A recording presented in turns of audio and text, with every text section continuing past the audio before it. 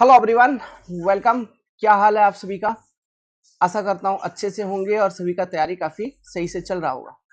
देखिए, ये जो क्लास है ये मैं रिकॉर्ड करके अपलोड कर रहा हूँ। अब तक का जो भी हम लोगों ने पढ़ रखा था, है ना, तो वाटर रिक्वायरमेंट वगैरह जो हम लोगों ने पढ़ रखा है, इसमें से जितने भी न्यूमेरिकल क्वेश्चंस हैं, जो भी ऑब्जेक्टिव क्वेश्चन और हैं, ठीक है, ये मैं रिकॉर्ड करके आप सभी को प्रोवाइड कर रहा हूँ, क्योंकि बहुत सारे क्वेश्चंस है ना, हम सॉल्व करेंगे। 200-300-400 जितने भी क्वेश्चन है, सभी क्वेश्चंस मैं सॉल्व करवा दूंगा। यही मैंने प्रॉमिस किया था आप सभी से क्लास में ज्वाइन करवाने से पहले, है ना।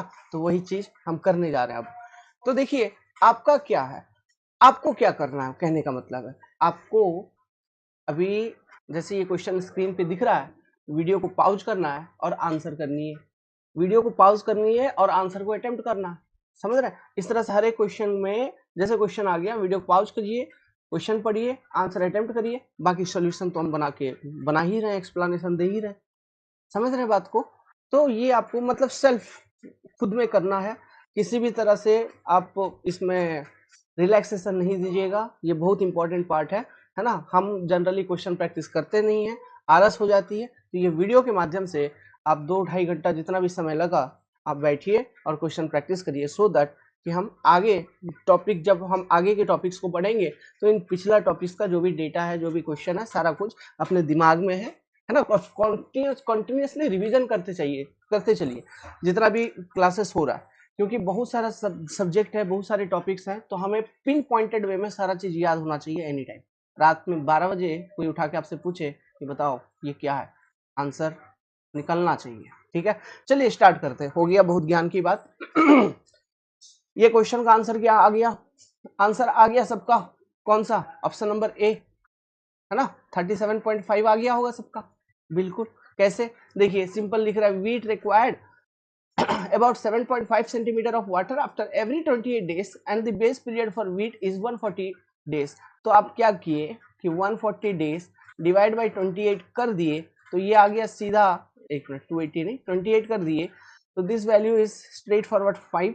तो 5 मतलब 5 इरिगेशन करना है आपको। 5 का मतलब क्या है, हर एक 28 दिन पे आपको इरिगेशन करना है, तो टोटल ये वैल्यू 5 आ गई। तो 5 गुना 7.5 आपने कर दिया, तो ये वैल्यू आ गई इतना।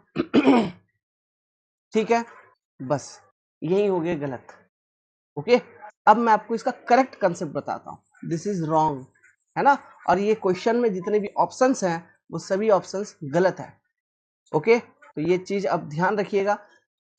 ओके, सुनिए, जो करेक्ट यहां पर जो एक्सेप्टेड आंसर है वो तो ये 37.5 ही दे रखा है ना। यही ऑप्शन है। कैसे? ये 140 डिवाइडेड बाई 28, तो ये आ गई 5, तो 5 इंटू 7.5, तो ये आ गया आपका 37.5। एक मिनट, ये आ गया आपका 37.5 सेंटीमीटर, है ना। This is your delta. ठीक है, तो ये सॉल्यूशन आपको अमूमन सभी एग्जाम्स में दिख जाएंगे इस तरह के। लेकिन अब जो रियलिटी है, ठीक है, वो मैं आपको बता रहा हूं, जो करेक्ट कॉन्सेप्ट है। बेस पीरियड का डेफिनेशन मैंने क्या लिखवाया था? Base period is a period, ठीक है, between first watering to last watering, है ना। फर्स्ट इरिगेशन से लेके लास्ट इरिगेशन तक का। ओके, अब देखिए, जैसे कि यहाँ पे जीरो से लेके आप काउंट करते चलो 140 दिन सबसे पहले, तो जीरो से लेके सबसे पहले 28, 28, तो 28 डेज पे एक इरिगेशन आप करोगे। 28 में फिर 28 ऐड करेंगे, 56, 56 दिन पे एक इरिगेशन हम फिर कर रहे होंगे। ठीक है, फिर और 28 ऐड करेंगे तो आ जाएगा 84।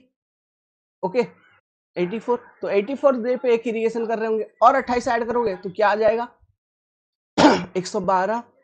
112 पे एक इरिगेशन कर रहे होंगे और 28 ऐड कर दिए, तो ये कंप्लीट हो गया आपका 140। 140 पे एक इरिगेशन कर दिए, तो यहाँ टोटल कितने इरिगेशन हो गए? 1 2 3 4 5, टोटल यहाँ पे 5 इरिगेशन हो गए। ये जो 5 इरिगेशन हो गए, हर एक में कितना इरिगेट किया, कितना डेप्थ से? 7.5। तो ये 7.5 इंटू सीधा हम 5 करेंगे, तो ये आंसर आ गया 37.5। ठीक है, इसी तरह से आपने निकाला ये, बट दिस इज रॉन्ग। क्यों रॉन्ग? क्योंकि हमें मालूम है base period is what? Base period of a crop is period between first irrigation to last irrigation. तो 0 डे पे भी आपने एक इरिगेशन यहाँ पे कर रखा होगा। समझ रहे हैं? तो ये 140 दिन के दौरान टोटल 5 इरिगेशन नहीं हुई है, टोटल 6 इरिगेशन हुई है। तो ये 7.5 भी आपको एक ऐड करना होगा। तो 37.5 में आप अतिरिक्त और 7.5 ऐड करेंगे तो क्या आंसर आ जाएगा? जो आंसर आ जाएगा वो आ जाएगा यहां से आपका 45 सेंटीमीटर। ठीक है, ये तो देखिए कोई जेन्यून टाइप का जो एग्जाम होगा ना, जैसे मान लो इंजीनियरिंग सर्विस एग्जाम में बैठे हो, गेट में बैठे हो, ठीक है, वहां पे इस तरह का क्वेश्चन आ गया तो वो 45 ही आंसर होगा, क्योंकि वहां लॉजिकली करेक्ट। बाकी इधर उधर अनटेसेंट कोई एग्जाम में बैठ गए, मोस्ट पॉसिबल बीपीएससी एई का बात कर लो या स्टेट एई का बात कर लो, कभी होता है क्वेश्चन सीधा कॉपी मार दिया जाता है ना, तो कॉपी कट वाले चीज अभी तक यही इसी पैटर्न में चलते आ रहा है, मतलब 37.5 वाला कॉन्सेप्ट, समझे? तो वहां पे ये ऑप्शन मैच हो सकता है आपका। तो दोनों अप्रोच आप ध्यान रखिएगा, ठीक है, समझे? जो जो करेक्ट है, ये एक्सप्लेनेशन आपका करेक्ट है, this is the correct concept, okay, this is correct thing, clear है ना? लेकिन यहाँ पे ऑप्शन है ही नहीं, देख लो, ओके, डायरेक्ट आंसर अपना 45 सेंटीमीटर आ रहा है, this is the delta for this particular wheat, clear है? ये ध्यान रखेंगे आप लोग सब, ओके। तो इस तरह से मतलब बहुत सारे इस तरह के गलत गलत क्वेश्चन आपको दिखेंगे अलग अलग जगह पे, okay, this is the correct thing, ध्यान रखिएगा। चलिए इस क्वेश्चन को करिए, देखिए, पढ़िए क्वेश्चन को, पढ़िए आराम से पढ़िए, एक मिनट, क्वेश्चन पे आ जाता हूँ, क्वेश्चन को पढ़िए।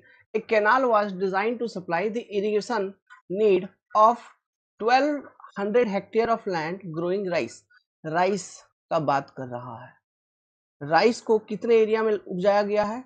राइस को उपजाया गया है, एरिया क्या है? Area rice, area of rice is 1200 hectare, ठीक है, okay. Rice of 140 day base period, इसका बेस पीरियड क्या है? बी आर, बिहार नहीं, base period of rice 140 day, ठीक है, 140 डे। नाउ डेल्टा कितना दे रखा है राइस का? राइस का डेल्टा दे रखा है, delta R equal to 134 centimetre, clear, ठीक, ये सारा डेटा दे रखा था। अब क्या बोल रहा है?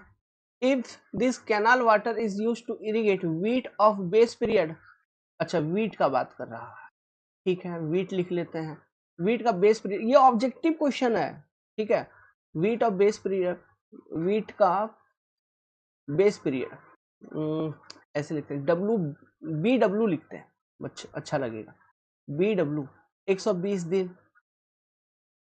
ठीक है, delta equal to delta wheat 52 centimetre दे रखा है, ठीक है, तो पूछ रहा है कि कितना एरिया को आप इरिगेट कर सकते हैं वीट का, एरिया वीट आपसे पूछ रहा है, ये निकालना है।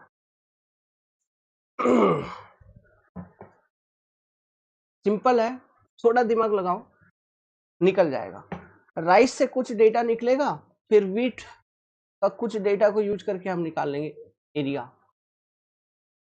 ड्यूटी का कंसेप्ट ही यूज होगा, ट्राई करिए, अटेम्प्ट हो गया, आंसर आ रहा है, चलो देखो सॉल्व करते हैं।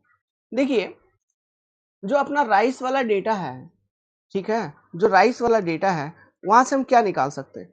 ड्यूटी फॉर राइस निकाल सकते हैं, D R, duty for rice equal to, इसका थिकनेस थोड़ा कम कर लूं, duty for rice will be equal to, हमारे पास क्या फॉर्मूला है? वही 864 इंटू बेस पीरियड, भाई डेल्टा वाला फॉर्मूला है ही अपने पास, तो लगा दीजिए 864 into base period for rice, जो दे रखा है आपको, ये दे रखा है 140 डे, है ना, और जो आपको डेल्टा दे रखा है इसका राइस का, डेल्टा दे रखा है आपको कितना? 134 सेंटीमीटर, ठीक, तो यहां से ड्यूटी फॉर राइस निकल जाएगा हेक्टेयर क्यूमेक में, तो कितना हेक्टेयर क्यूमेक, ये ड्यूटी आपका निकल गया, ड्यूटी फॉर राइस, तो देखिए ड्यूटी फॉर राइस ये कैलकुलेट होके आ जाएगी 9.026 हेक्टेयर, ओके, क्यूमेक, ये निकल के आ रही है, ठीक, तो यहां से ड्यूटी फॉर राइस निकल के आ गया। अब देखो जो कैनाल है उसी के थ्रू से ना ये पानी जा रही है खेतों में, तो कैनाल का डिस्चार्ज कितना है ये हमको पता लगाना पड़ेगा, ठीक है, तो कैनाल का डिस्चार्ज हम कैसे पता लगा सकते हैं? तो ड्यूटी इक्वल टू जो भी ड्यूटी फॉर राइस है, ये बराबर क्या?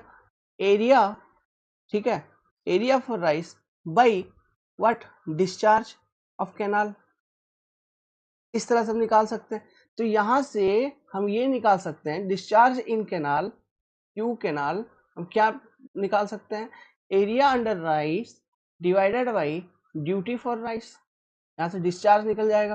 तो एरिया अंडर राइस आपको कितना हेक्टेयर दे रखा है, 1200 hectare, divided by duty for rice आपने निकाल दिया 9.026।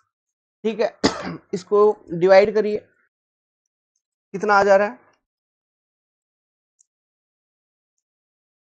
ये 132, डिस्चार्ज इन कैनाल इज 132, बहुत ज्यादा आ रही है, कोई बात नहीं, 0.94 metre cube per second. This is your discharge in canal. तो यहां से आपने क्यू कैनाल निकाल लिया। ये जितने भी कंसेप्ट हम लोग डिस्कस कर रहे हैं सब इंपॉर्टेंट है। ओके, तो ये आपने क्यू कैनाल निकाला। उसके बाद आ जाइए वीट के ऊपर। तो ड्यूटी फॉर वीट आप निकाल लीजिए पहले। तो ड्यूटी फॉर वीट अगेन कैसे, वही 864 into base period of wheat by delta wheat हम कर देंगे तो ड्यूटी फॉर वीट निकल जाएगा। तो 864 into base period for wheat is how much, 120 days दे रखा है। ओके देखिए वीट का 120 डेज बेस पीरियड के आसपास, ये डेटा और भी बहुत अलग अलग क्वेश्चन में ये 120 डे लिखा रहता है। तो याद रखिएगा, यहाँ से देखिए क्वेश्चन सॉल्व करते वक्त कुछ डेटा भी हमें याद हो जाता है ना, ये फायदा होती है प्रैक्टिस की। और ये हो सकता है किसी छोटा मोटा एग्जाम में सीधा ऑब्जेक्टिव क्वेश्चन पूछ ले, what is base period of wheat 120 day मुंह पे रहेगा, है ना। तो 864 into 120 day divided by delta कितना दे रखा है 52। तो इसका ड्यूटी कितना निकल रहा है अपना 19.94 hectare per metre cube per second, है ना। ये अपना निकल रहा है इसका ड्यूटी, ड्यूटी फॉर वीट। तो ये ड्यूटी फॉर वीट इतना निकला। अब यहाँ हमारे पास जो फॉर्मूला था कौन सा, कि duty for wheat is equal to, हम ये लिख सकते हैं ना, area under wheat divided by discharge in canal, Q canal. लिख सकते हैं कि नहीं लिख सकते। तो देखिए हमको एरिया निकालना था, तो area under wheat, duty for wheat हमको मालूम हो गया, क्यू कैनाल हमको पहले से मालूम है, तो एरिया अंडर वीट निकल जाएगा। तो duty for wheat is 19.94 hectare per metre cube per second. ठीक, डिस्चार्ज आपने निकाला अभी कितना, 132.94 निकाला था ना, 132.94। ठीक, कितना मीटर क्यूब पर सेकेंड। तो ये यहाँ से metre cube per second cut जाएगा। जस्ट इन दोनों पैरामीटर को, इन दोनों नंबर को मल्टीप्लाई करेंगे तो एरिया का वैल्यू निकल जाएगा 2650.82 हेक्टेयर। ओके, इतना। अब ये क्वेश्चन ऑब्जेक्टिव क्वेश्चन है। अब ये क्वेश्चन कहाँ आ रखा था, West Bengal assistant engineering examination, polytechnic lecturer, Rajasthan polytechnic lecturer examination, Gujarat public service commission assistant engineer engineering service examination 2002। ESC का क्वेश्चन है, देख रहे हैं कितना लॉजिकल है। तो ये क्वेश्चंस अपना बीपीएससी एई में इस तरह का क्वेश्चन सीधा सीधा कॉपी कर दिया जाएगा। ओके, तो हमें रेडी रहना पड़ेगा किसी भी तरह से। चलिए आगे बढ़ते हैं, इस पर्टिकुलर क्वेश्चन को करिए, बड़ा सिंपल है। The water utilisable by plant is available in soil mainly in the form of, देखिए ये तो बड़ा बेसिक सा सवाल था ना, ये तो आपको मालूम ही है ना, ये तो सीधा आप आंसर कर सकते हो। That is capillary water. जो कैपिलरी वाटर है इसी को हम एज अवेलेबल वाटर भी कहते हैं। अवेलेबल वाटर, ये सारा तो सिंपल चीज है। ठीक, आगे बढ़ता हूँ, ये क्वेश्चन को करिए। Gram crop has kor period of 18 days and kor depth of इतना, the duty of the gram, try कर लो वीडियो पॉज करके। Duty equal to 864 delta, sorry base period by delta into base period by delta. This is formula, यही formula लगाना है। तो 864 into 18, नहीं हाँ 18 डिवाइडेड बाय 12, निकाल लो ड्यूटी भाई कितना निकल गया, और कुछ करना था नहीं, 1296 हेक्टेयर पर क्यूमेक आ रहा है क्या। Option number D will be correct. सीधा ये फॉर्मूला देखिए, ए का क्वेश्चन है। नेक्स्ट, ये क्वेश्चन को आंसर करिए। The salt concentration in irrigation water should not exceed how much. देखिए ये इस तरह का जो ये क्वालिटी ऑफ इरिगेशन वाटर के ऊपर जितने भी क्वेश्चंस आ रहे हैं, जितने भी थ्योरेटिकल चीजें जो भी डेटा वगैरह आ रहे हैं, इनको याद रखिएगा, बहुत इंपॉर्टेंट है, एग्जाम में पूछे जाते हैं, है ना। यहाँ पे जो भी डेटा वगैरह मैं लिख रहा हूँ, इनको एक अलग से नोट बना के लिख लो अगर कॉपी पे कुछ मिस है तो। ओके, तो ये स्टडी का आपका पार्ट है। ओके, ये सारा क्वेश्चन आपसे पूछेंगे। The salt concentration in irrigation water should not exceed what, तो it should not exceed 2000 ppm. Okay, option number A is correct. It should not exceed how much? 2000 ppm. तो होता क्या है, सॉल्ट कंसंट्रेशन अगर greater हो जाता है 2000 ppm से, तो ये प्लांट्स के लिए इंजूरियस हो जाता है, इंजूरियस टू प्लांट या क्रॉप कह लो, है ना। तो इसलिए इस वैल्यू से ज्यादा नहीं होना चाहिए, है ना। ये चीज मैंने लिखवाया भी था टेबल आगे। ये क्वेश्चन को पढ़िए, अटेम्प्ट करिए। देखिए ये उत्तर प्रदेश यूपीपीएससी का क्वेश्चन पेपर का लेवल बहुत ही अच्छा रहता है, ठीक है। प्लस अपना बीपीएससी ए वाला जो है, इसका भी क्वेश्चन पेपर का लेवल आजकल बढ़ा दिया गया है हर एक स्टेट का। इस बार रिसेंटली एमपीपीएससी ए का क्वेश्चन पेपर जब आप करेंगे, हमने क्लासरूम प्रोग्राम पूरा लिया था, ओके, तो उसका सॉल्यूशन वगैरह भी फिर बनवाए थे, जो क्वेश्चन एग्जाम में पूछे गए थे। उसमें से आप देखेंगे लगभग 20 क्वेश्चन ऐसे थे जो कि जिनका लेवल काफी यूनिक था, मतलब अच्छा लेवल था ना। वो क्वेश्चन आप ईएससी में देखेंगे ना, एकदम यूनिक क्वेश्चन तो आजकल आ रहे हैं। हाँ, लेकिन बाकी जो 80 किसी भी एग्जाम का ये पैटर्न है ना, कितना भी टफ से टफ एग्जाम हो, 75 से 80% तक का क्वेश्चन जो अपना core basic in depth concept है, जो भी अच्छे से पढ़ रखा है, वहां से सॉल्व हो जाएंगे।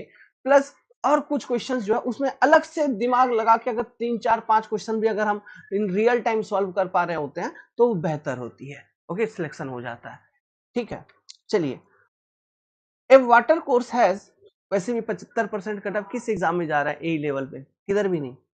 ए water course has a culturable command area of 2500 hectare, out of which intensity of irrigation, for intensity of irrigation का मतलब मालूम है, कल्चरबल कमांड एरिया का मतलब आपको मालूम है। यहाँ पे इंटेंसिटी ऑफ इरिगेशन दे रखा है, देखिए किसके किसके लिए, for perennial sugarcane and rice crop R, sugarcane के लिए 20% और राइस के लिए 40% respectively. The duty for this crop at the head of water course, ठीक है, इज इतना एंड इतना। इन क्रॉप का शुगर केन के लिए और राइस के लिए ड्यूटी भी दे रखा है। The discharge required at the head of water course is, canal को डिजाइन करना है, कैनाल में क्या डिस्चार्ज होना चाहिए, ठीक। अब ये कॉन्सेप्ट मैंने आपको एक्सप्लेन कर रखा था कि डिजाइन डिस्चार्ज इन कैनाल हम कैसे निकालेंगे, याद करो। तो उसी कॉन्सेप्ट को यहाँ पे अप्लाई करना है ना, और डिजाइन डिस्चार्ज यहाँ पे निकालना है। चलिए लगाते हैं। आपने अटेम्प्ट कर लिया है क्या इस पर्टिकुलर क्वेश्चन को, अटेम्प्ट हो गया? तो देखिए हमको कुछ अलग से नहीं करना है, क्वेश्चन में सारा कुछ दे रखा है, इंटेंसिटी ऑफ इरिगेशन वगैरह दे रखा है ना, 20% एंड 40%। तो यहां से मुझे क्या पता चल जाएगा। और यहाँ और एक चीज है, देखो कल्चरबल कमांड एरिया टोटल कितना है, 2500 हेक्टेयर, ये भी दे रखा है। तो यहां से मुझे ये पता चल जाएगा एरिया शुगर केन और area rice, area under rice and area under sugarcane पता चल जाएगा ना उस 2500 में से। तो वो 2500 का 20% है आपका शुगर केन, और उस 2500 का 40% एरिया में आपने राइस लगा रखा है। तो area under sugarcane will be 20/100 to 2500, ठीक। Similarly area under rice will be 40/100 into 2500, यही बात है ना, ठीक है। तो ये कल कितने वैल्यू आ रहे हैं इसके, देखिए ये आ गया आपका 500 हेक्टेयर और ये वैल्यू आ जाएगा आपका 1000 हेक्टेयर, ठीक। Straight forward calculation, okay. क्यों, देखो आपको ऑब्जेक्टिव एग्जाम में कैलकुलेट करना है ना, तो मैं उसी तरीके से सारा चीज सिखाऊंगा। तो ये हो गया डेटा आपका। अब देखो आपको क्वेश्चन में दे रखा है ड्यूटी दे रखा है दोनों का, किसका, राइस का भी दे रखा है, शुगर केन का दे रखा है। तो अभी अभी हमने देखा ना, ड्यूटी इक्वल टू क्या था, ड्यूटी इक्वल टू था एरिया बाई क्यू। तो यहां से मैं निकाल सकता हूं क्या, इस फॉर्मूला को यूज करके क्या निकाल सकता हूं कि क्यू फॉर शुगर केन कितना चाहिए, क्यू फॉर राइस कितना चाहिए। तो क्यू फॉर शुगर केन हो जाएगा आपका क्या, duty for sugarcane, sorry, area under sugarcane divided by duty of sugarcane, area under sugarcane divided by duty sugarcane.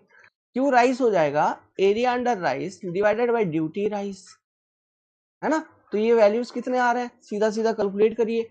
Area under sugarcane 500 और इसका ड्यूटी कितना है, इसका ड्यूटी है आपका शुगरकेन के लिए 1000। तो जो डिस्चार्ज चाहिए होगी वो सीधा सीधा निकल गया 0.5 metre cube per second, metre cube per second. अब ये देखो एरिया इसका राइस का देखो 1000 डिवाइडेड बाय ये ड्यूटी कितना था, इसका क्वेश्चन में कितना दे रखा है, इसका ड्यूटी 2500, 2500 तो ये कितना आ गया 0.4 मीटर क्यूब पर सेकेंड। अभी ये देखिए जो आपका कल्चरबल कमांड एरिया है ना, ये जो भी पर्टिकुलर एरिया है इसमें जो भी कैनाल आ रही है ये एरिया कितने का 2500 हेक्टेयर का, 2500 हेक्टेयर का। तो इस पर्टिकुलर एरिया में इसका 500 हेक्टेयर में आपने लगा रखा है गन्ना और 1000 हेक्टेयर में आपने लगा रखा है राइस। तो जो गन्ना है वो एक तरह का पेरिनियल क्रॉप है ना, एक तरह का पेरिनियल क्रॉप है, और जो राइस है वो एक तरह का खरीफ सीजन का क्रॉप है। लेकिन जो कैनाल आ रही होगी उसमें जो डिस्चार्ज उपलब्ध होना चाहिए वो ऐसा होना चाहिए कि वो गन्ने का रिक्वायरमेंट को भी मीट करे, क्योंकि वो पेरिनियल क्रॉप है, वो खरीफ सीजन के दौरान भी रहेगा, खरीफ सीजन खत्म होने के बाद भी रहेगा। मतलब जब राइस आप हार्वेस्ट कर लोगे उसके बाद भी वहां पे गन्ना है, मतलब उसके लिए हमें पानी देते रहना चाहिए, है ना। तो और मान लीजिए जब ऐसा सिचुएशन है कि खरीफ सीजन भी है और प्लस वो गन्ना भी है, तो उस दौरान भी जो कैनाल में डिस्चार्ज होना चाहिए वो मीट होना चाहिए। तो डिस्चार्ज कितना होगा, सिंपल सी बात है, जो आप डिस्चार्ज यहाँ पे प्रोवाइड करोगे क्यू जो शुगर केन के लिए चाहिए प्लस क्यू जो राइस के लिए चाहिए, दोनों को ऐड कर देंगे, which will be your 0.9 metre cube per second. Very simple straightforward concept to find out the discharge. कोई दिक्कत, कोई दिक्कत, कोई दिक्कत नहीं, इजीली आपने सॉल्व कर लिया, है ना, बहुत आसानी से ये चीज सॉल्व हो गई। तो this will be the answer, what will be the answer, answer will be option number C 0.9 metre cube per second. क्या आप सभी ने सॉल्व कर लिया था, है ना। तो अब देखिए अब आपने कैलकुलेशन का टेक्निक सीख लिया है, अब गलती आगे मत करना। जो भी इन डेप्थ कैलकुलेशन चाहिए होता है वो मैंने बहुत आसानी से समझा दिया। एरिया निकालो, ड्यूटी मालूम, वहां से डिस्चार्ज निकल जाएगा। क्या समझे, एरिया निकालो, ड्यूटी मालूम, वहां से डिस्चार्ज निकल जाएगा। अब ये जो डिस्चार्ज है ये एवरेज डिस्चार्ज है, ठीक है, ये एवरेज डिस्चार्ज है। अब इस वैल्यू में क्योंकि ड्यूटी वाला कॉन्सेप्ट से मैंने बोला था आपको कि ड्यूटी वाला कॉन्सेप्ट को यूज करके हम एवरेज डिस्चार्ज इन कैनाल निकाल सकते हैं। तो ये एवरेज डिस्चार्ज आपने निकाला from by using the duty वाला कॉन्सेप्ट। अब यहाँ पे मान लो कैपेसिटी फैक्टर, टाइम फैक्टर, वो सारा जो कॉन्सेप्ट मैंने एक्सप्लेन कर रखा था वो सारे वैल्यूज भी आपको दे रखे हैं कैपेसिटी फैक्टर के, टाइम फैक्टर के। तो उनको यूज करके फिर से अगर डिस्चार्ज को रिवाइज करना पड़े, डिजाइन डिस्चार्ज, वो भी निकलवा सकता है आगे चल के। समझ रहे बात को, ये सारा चीज कनेक्ट करते हुए चलिए, ध्यान रखिएगा। आगे बढ़ते हैं, है ना। इस पर्टिकुलर क्वेश्चन का उत्तर दीजिए जो कि बहुत ही आसान है। The term consumptive use of water for a crop, यहाँ पे पूछ लिया क्रॉप के लिए, तो क्रॉप के लिए तो आपको मालूम है ना क्या, सिंपल सी बात है, इसमें अलग से क्या सोचना। Loss of water as a depth due to transpiration from leaves, loss of water due to evaporation from land surface, B, है ना। तो ये चीज ये दोनों को ऐड कर देंगे तो इसी को हम बोलेंगे कंजम्पटिव यूज, क्योंकि ये दोनों को ऐड करने के बाद जो टर्म निकल के आएगी वो टर्म कहलाती है इवेपोट्रांसपिरेशन, है ना। तो this will be your answer, sum of A and B, option number D will be correct. Simple straightforward question, किसी भी तरह का पंगा नहीं इसमें, कोई पंगा ना। आगे पढ़ते हैं, आगे पढ़ते हैं, देखिए इस क्वेश्चन को आंसर करिए। Frequency of irrigation is the time interval since last irrigation, comma, when moisture content is close to optimum. Okay, optimum यहाँ पे बोल रहा है मिनिमम, ऑप्टिमम का यहाँ पे बात कर रहा है मतलब मिनिमम बोल रहा है। देखिए ऑप्टिमम मतलब मैक्सिमम, मिनिमम कुछ भी, तो यहाँ पे ब्रैकेट में लिख दिया कि ये यहाँ जो मैंने ऑप्टिमम वर्ड यूज कर रखा है इसका मतलब आप समझिए मिनिमम। ठीक है भाई, हम समझे minimum. And has to be brought to what, has to be brought to what, क्या आंसर होना चाहिए, क्या आंसर होना चाहिए। इरिगेशन का जो पैटर्न है जो मैंने आपको समझा रखा था, याद करिए क्या। अभी मान लो खेत में फुल जबरदस्त मस्त पानी है, तो ये जो फुल पानी है किस किस लेवल के corresponding, corresponding to field content ना, है ना, या फिर sorry field capacity, corresponding to field capacity, इसके करस्पॉन्डिंग वाटर होना चाहिए। अब क्रॉप, जो क्रॉप आपने लगा रखा है वो क्रॉप वाटर को यूज करेगा, तो इसमें वाटर की पानी डिक्रीज हुआ, है ना, पानी डिक्रीज हो रहा है, लेट्स सपोज वाटर डिक्रीज हुआ, इतना डिक्रीज हो गया, तो डिक्रीज हो गया, हम एक लेवल तक ही डिक्रीज अलाउ करते हैं, उससे ज्यादा नहीं। फिर हमने इरिगेशन किया, और जब इरिगेशन किया तो हम कहाँ तक लेके आ रहे हैं, फील्ड कैपेसिटी तक, फिर वाटर डिक्रीज हुई, फिर इरिगेशन कर रहे हो, फिर डिक्रीज हुई, फिर इरिगेशन कर रहे हो, तो ये इरिगेशन पैटर्न है। ये चीज मैंने बहुत अच्छे तरीके से डायग्राम के माध्यम से समझा रखा था। ओके, तो हमें जब वाटर डिक्रीज हो जाती है, जो जैसे कि लेट्स सपोज ये ऑप्टिमम लेवल तक मिनिमम डिक्रीज हो गई, है ना, मिनिमम, तो ये किसके रेस्पेक्ट में मिनिमम हो गई, फील्ड कैपेसिटी से कम हुई है, ठीक है, तो हमें वहां तक फिर इरिगेशन करना है, तो फील्ड कैपेसिटी, है ना, स्ट्रेट फॉरवर्ड सिंपल सा क्वेश्चन था, इसमें कुछ अलग से दिमाग लगाना ही नहीं है। आगे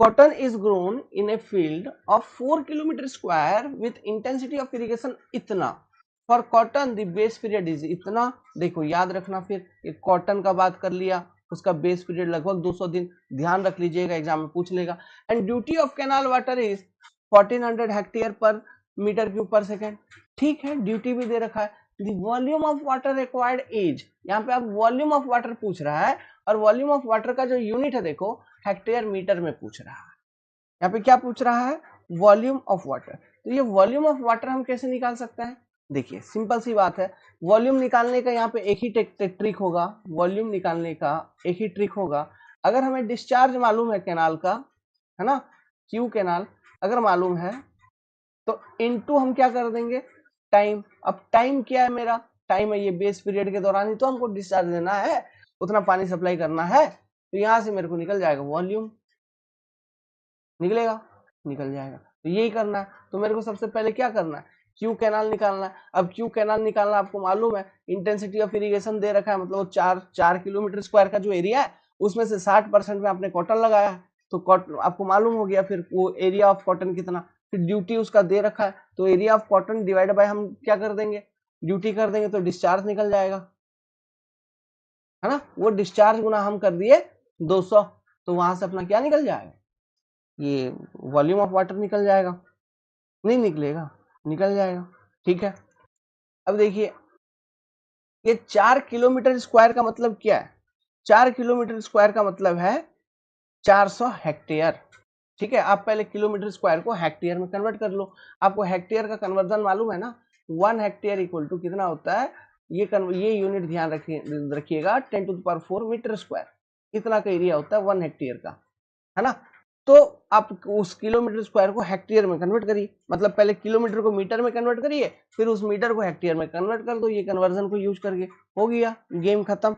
तो ये जो 4 किलोमीटर स्क्वायर एरिया है, एरिया इक्वल टू जो 4 किलोमीटर स्क्वायर दे रखा है, this is nothing but your 400 hectare, ठीक है, कन्वर्ट करिए 400 हेक्टेयर होगा।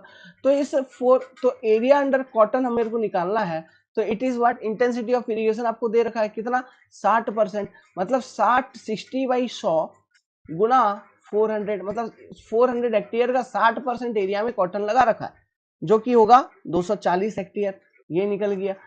नाउ डिस्चार्ज कितना चाहिए, जो भी कैनाल है उसमें डिस्चार्ज कितना चाहिए, आपको एरिया अंडर कॉटन मालूम, फिर क्या मालूम, ड्यूटी मालूम, ड्यूटी फॉर कॉटन, है ना, तो 240 डिवाइडेड बाई ड्यूटी कितना दे रखा है भैया 1400, तो यहां से क्या निकल गया, ये 0.171428 approximately metre cube per second, ये आपका रिजल्ट निकल के इधर से आ जाएगा। तो जो ये रिजल्ट है, डिस्चार्ज आपको मालूम हो गया, है ना। अब हमको क्या करना है, वॉल्यूम ऑफ वाटर रिक्वायर्ड, ये निकाल लेंगे, वॉल्यूम कैसे, डिस्चार्ज इनटू, है ना, डिस्चार्ज इनटू बेस पीरियड, तो डिस्चार्ज का वैल्यू लिखिए, for discharge equal to 0.171428 into 200, ये जो 200 है यहाँ पे डे में है, ठीक है, 200 डेज था, अब यहाँ पे ये मीटर क्यूब पर सेकेंड में, इधर वो डे में था, तो सेकेंड को काटना है ना, तो डे को सेकेंड में कर दो, तो इंटू 24 घंटा, 1 घंटे में 60 मिनट, 60 मिनट के अंदर, वो 60 मिनट के अंदर 60 मिनट होता है, लेकिन 1 मिनट में कितना, 60 सेकेंड, 24 इंटू 60 इंटू 60, तो ये सेकंड में हो गई कन्वर्ट, तो ये सेकंड इधर से गए हो इधर से गए हो, तो ये ओवरऑल चीज जो आया ये निकल के आ गया वो किस में, ये निकल के आ गया आपका मीटर क्यूब में। तो ये कितना आ रहा है 2962285.714 मीटर क्यूब। ठीक, अब इसको देखो, ये मीटर क्यूब को समझिए, आपको आंसर यूनिट किस में पूछ रहा है, यूनिट देखो hectare metre hectare metre hectare metre hectare metre, है ना, इसमें पूछ रहा है। तो ये जो मीटर क्यूब उसको हेक्टेयर मीटर में कैसे कन्वर्ट करेंगे, इसको लिखने का ट्रिक देखिए, एक तरफ मैं मीटर स्क्वायर लिखता हूं और बगल में मीटर लिख देता हूं। ठीक है, तो ये जो मीटर स्क्वायर है इसको मैं हेक्टेयर में कन्वर्ट कर दूंगा। तो अगर इस मीटर स्क्वायर को मुझे हेक्टेयर, ये तो एरिया है ना भाई, है ना, ये तो एरिया है, तो इसको मुझे हेक्टेयर में अगर कन्वर्ट करना है तो मेरे को मालूम है ना क्या कि 1 hectare equal to 10 to the power 4 metre square. तो 1 मीटर स्क्वायर इक्वल टू क्या 1 by 10 to the power 4 hectare. तो मेरे को क्या करना है, यहाँ पे मीटर स्क्वायर को हेक्टेयर में करने के लिए 10 टू द पावर 4 से डिवाइड करना है। तो ये 10 टू द पावर 4 से मैं डिवाइड कर दूंगा, मतलब यहाँ जो डेसिमल यहाँ पर है वो 1 2 3 4 296.22 हेक्टेयर हो गया, बगल में मीटर है ही। This is your answer, option में है 296, option number B will be correct. आ रहा है क्या, समझ में आ गया क्या सबको, कोई भी दिक्कत था, किसी भी तरह प्रॉब्लम था, नहीं था, आसान था, ठीक है।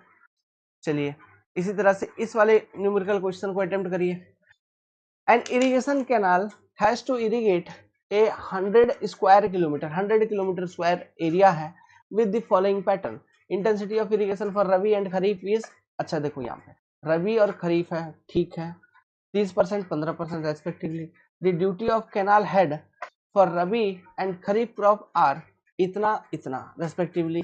द रिक्वायर्ड चैनल कैपेसिटी, मतलब कैनाल को डिजाइन करना है।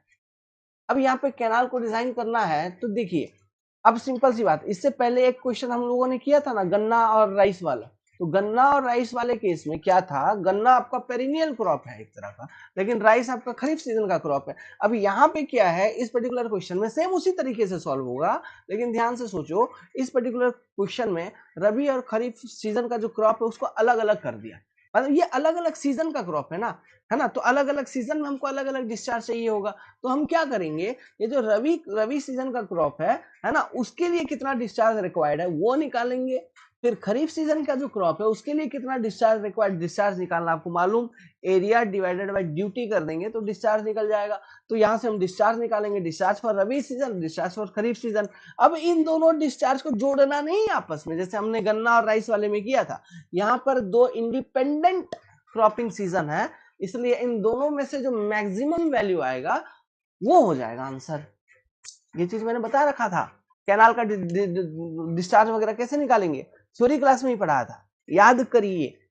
वो गाना है ना रितेश पांडे गाया था, याद कर जहिया, वही है। तो वो याद नहीं करना अभी फिलहाल, कॉन्सेप्ट याद करिए, क्या समझे, होगा, करो करो करो सॉल्व करो, आ गया आंसर। मैं छिपाऊं कैसे, तो एरिया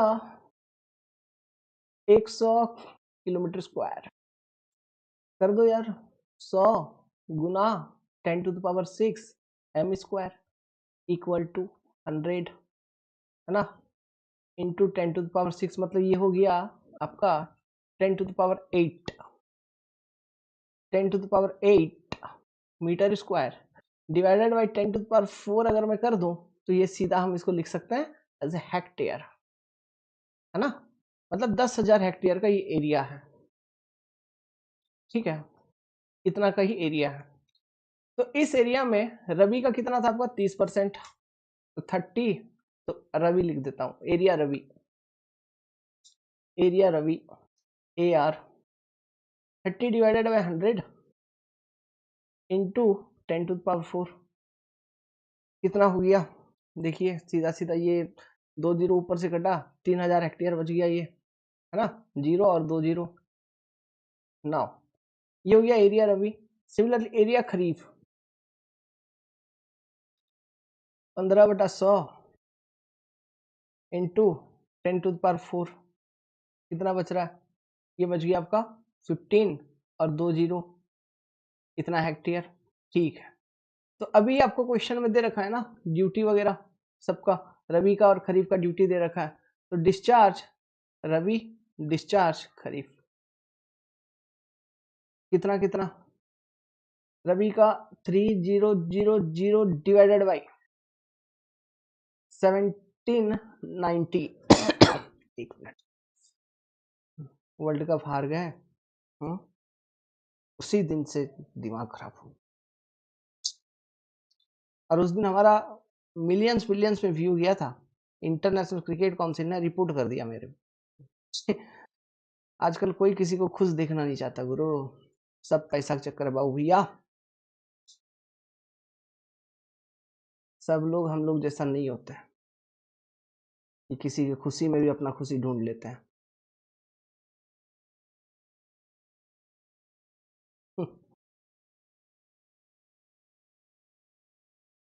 लेकिन 50,000 दे के गया। वेल ठीक है, इतना। एक मिनट, तो क्या बोला था इन दोनों का मैक्सिमम होगा, इसके लिए अपने को कैनाल डिजाइन करना है।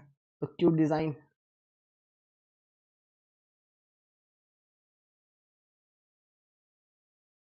समझ में आया? समझ में आया क्या? Simple and easy. इस क्वेश्चन को सॉल्व करो, सिंपल है, इजी क्वेश्चन है, पढ़िए। A discharge of 5 meter cube per second of water is applied to a field, ठीक है, with area of 30 हेक्टेयर, जिसका एरिया है 30 hectare, for 6 hour, okay, with water application efficiency इतना, the water depth stored in the root zone of the crop is, दिमाग लगा लो आप लोग सब, इजी इजी है, आसान है, चुटकी वाला खेल है। बताइए क्या होगा आंसर? निकाल लिया? निकाल दो? देखो, सबसे पहले ये है आपका एरिया, एकदम क्वेश्चन जैसा बोलता है ना वैसा करते चलिए। एरिया कितना? 30 हेक्टेयर, ठीक है। इस पे डिस्चार्ज क्या आ रहा है? 5 मीटर क्यूब पर सेकंड का आ रहा है, ठीक है। कितने घंटे के लिए दे रहे हैं? 6 आवर के लिए दे रहे हैं। तो यहां से ये दो पैरामीटर से मेरे को ये पता चल जाएगा टोटल वॉल्यूम ऑफ वाटर में कितना दे रहा हूं अपने खेत में। Volume of water applied to field, applied to field, नहीं पता चल जाएगा? चल जाएगा, चल गया। कितना? 5 इंटू 6 इंटू आवर ना, 1 घंटे में 60 मिनट, 1 मिनट में 60 सेकेंड, कितना आ गया ये? 5 इंटू 6 इंटू 60 इंटू 60, ये आ गया आपका 108,000 मीटर क्यूब ऑफ वाटर आपने दिया है, ठीक। अब देखिए वाटर एप्लीकेशन एफिशिएंसी क्या होता है? वाटर एप्लीकेशन एफिशिएंसी है ना, जिसको हम नीटा ए लिखते थे। एक मिनट, वाटर एप्लीकेशन एफिशिएंसी नीटा A is equal to water store in root zone, stored in root zone by water delivered to field, water delivered, थोड़ा हैंग हो रहा है पता नहीं, डिलीवर्ड टू फील्ड। आप लोग को देखिए स्ट्रेंथ ऑफ मटेरियल का क्लासेस अपलोडिंग होना चालू हो जाएगा, है ना। सोम को देखते चलिएगा, सोम इम्पोर्टेंट पेपर है, ओके। आज ही से मैं उसका सारा डिटेल बना दूंगा, और रेगुलरली एक क्लास सोम का भी आपको मिलना चालू हो जाएगा। अब थोड़ा स्पीड अप करना होगा, वर्ल्ड कप गया, सब गया, ओके। इसमें सारा क्वेश्चन कराने के बाद नेक्स्ट चैप्टर पे मूव करेंगे। नेक्स्ट चैप्टर है आपका कैनाल डिजाइन, ठीक है। अब से ऐप के ऊपर मैं सिस्टम बना लूंगा लाइव का, ऐप के ऊपर ही सीधा हम लोग लाइव करेंगे, है ना। अब यूट्यूब पे एनालिस्ट करके नहीं करेंगे लाइव, ऐप पे सीधा आ जाया करेंगे। कभी कभी प्रचार के लिए यूट्यूब पे चला जाया करूंगा। तो ये 70% है, मतलब 70/100। एक minute. Water stored in root zone, water deliver कितना, अभी तो वॉल्यूम निकाला था 108,000, तो यहाँ से WS की वॉल्यूम निकल जाएगा। तो WS का वॉल्यूम निकल गया कितना, 70/100 इंटू 108। इस वाले क्वेश्चन के बाद मैं आपको ये अपलोड कर दूंगा और कंप्यूटर को थोड़ा सही करूंगा, है ना। सोम का क्लास मिलना चालू हो जाएगा। मजा आ रहा है कि नहीं दोस्तों? आप लोग निश्चिंत रहिए, बहुत आराम से क्लास में ज्वाइन किए हैं, है ना। सारा कुछ आप लोग सीखेंगे। इतना मीटर क्यों, अभी एरिया कितना था, एरिया था आपका 30 हेक्टेयर का एरिया था ना, 30 हेक्टेयर, ठीक है। तो डेप्थ अब निकालना है, डेप्थ कैसे निकल जाएगा, अपने को वॉल्यूम मालूम है कितना गया रूट जोन में, डिवाइडेड बाय एरिया, मतलब 30 गुना 10⁴, है ना। अब ये आंसर मीटर में आएगा, इंटू 100 पहले से करके रखता हूँ ताकि सेंटीमीटर में आंसर आ जाए। देख लो कितना आ रहा, 75600 30 इंटू 10⁴ इंटू 100, 25.2 सेंटीमीटर।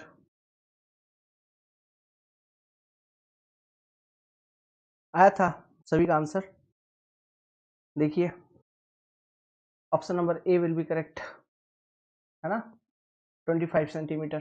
तो इस तरह से ये क्वेश्चंस आते हैं। तो हम लोग इसमें बहुत सारे न्यूमेरिकल्स करेंगे और भी बहुत सारे क्वेश्चंस हैं। थोड़ा कंप्यूटर लैग हो रहा है ना, उसको ठीक कर लेता हूँ।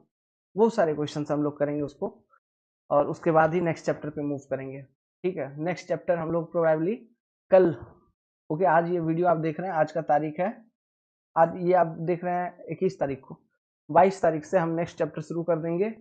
और आज शाम से ही आपको स्ट्रेंथ ऑफ मटेरियल का क्लासेस मिलना चालू हो जाएगा, ठीक है।